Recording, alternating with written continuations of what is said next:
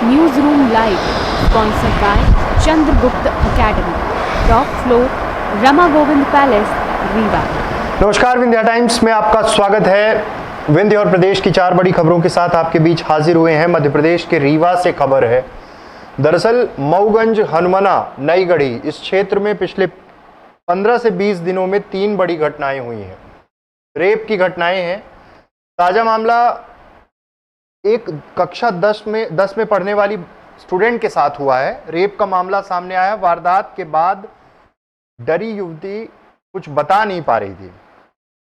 घर देर से पहुंची, परिजनों ने पूछा, उसके बाद रोने लगी। फिर मां को सारी व्यथा बताई। बाद में मेडिकल कराया गया थाने ले आकर और फिर एफआईआर दर्ज की गई। रेप का मामला उजागर हुआ है। 17 वर्षीय छात्रा कक्षा 10वीं की स्टूडेंट है। शुक्रवार को दोपहर त्रैमासिक परीक्षा देने 2 छोटी बहनों के साथ स्कूल जा रही थी। गांव की पगडंडी में 2 बहनें दौड़ लगाने के कारण आगे निकल गईं, ये पीछे रह गई।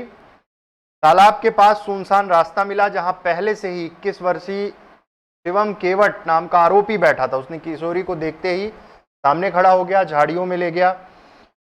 हिम्मत दिखाते हुए पहले जब ये पूरा वाकया हुआ, उसके बाद बच्ची जो है वो पेपर देने गई, एग्जाम देकर फिर वापस आई, तब जाकर पूरा घटनाक्रम उसने परिजनों को बताया।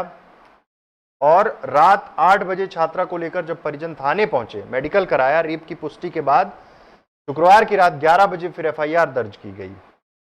आप समझिए कि क्या परिस्थितियां हैं। कोई डर नहीं है कानून का। बेखौफ इस तरह की वारदात को अंजाम दे रहे हैं। और ये पहला मामला नहीं है, इसके पहले नई गढ़ी, हनुमना और अब ये मामला मऊगंज से निकलकर सामने आया है। पुलिस को खुली चुनौती दे रहे हैं ऐसे लोग। गिरफ्तारियां होती हैं, मामा का बुलडोजर चलता है, लेकिन घटनाएं अगले ही पल फिर से घटित हो रही हैं।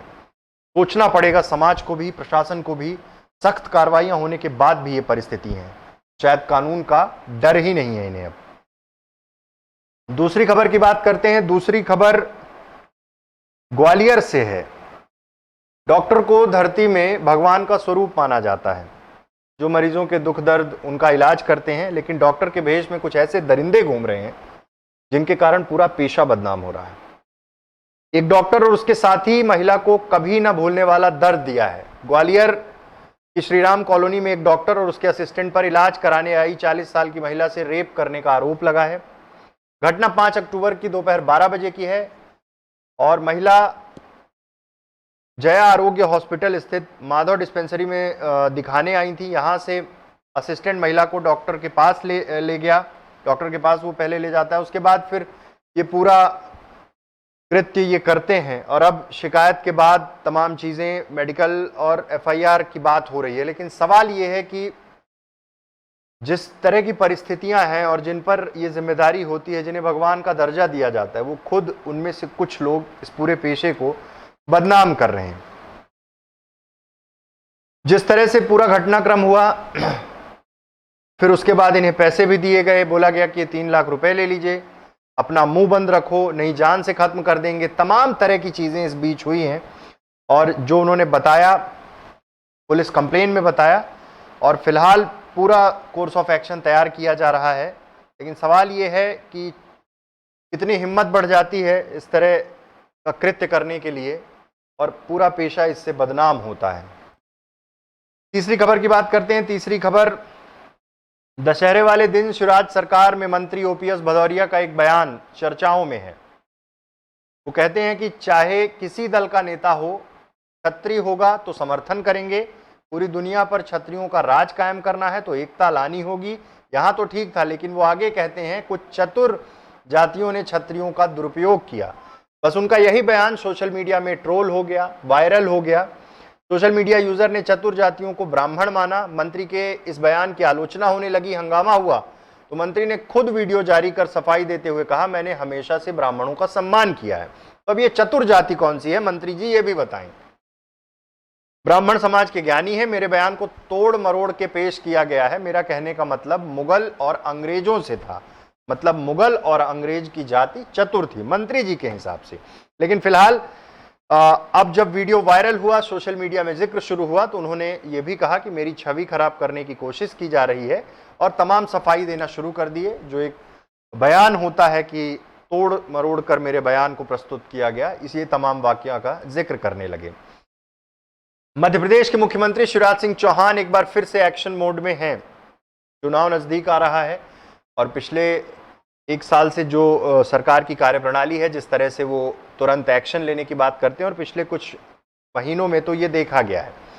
प्रदेश में कानून व्यवस्था के हालातों पर मीटिंग कर रहे थे। पुलिस अफसरों को चेताया, प्रदेश में नशे के अवैध कारोबार को ध्वस्त कर दें। ड्रग्स या अवैध शराब बिक्री तो एसपी जिम्मेदार होंगे, ये भी उन्होंने कहा।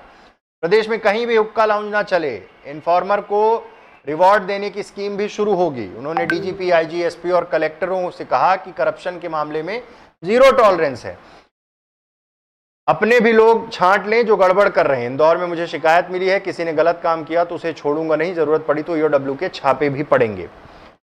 मध्य प्रदेश में क्या हालात हैं और जो सीमावर्ती इलाके हैं, चाहे विंध्य हो, चाहे ग्वालियर का बेल्ट हो, जहां से दूसरे राज्य की सीमाएं लगती हैं, नशीले पदार्थों का जो खेल चल रहा है, जो नशीली दवाइयां नशे के प्रचलन में है, कार्रवाइयां प्रशासन कर रहा है, पुलिस प्रशासन कर रहा है, सरकार भी सख्त है, लेकिन खेप नहीं रुक रही है।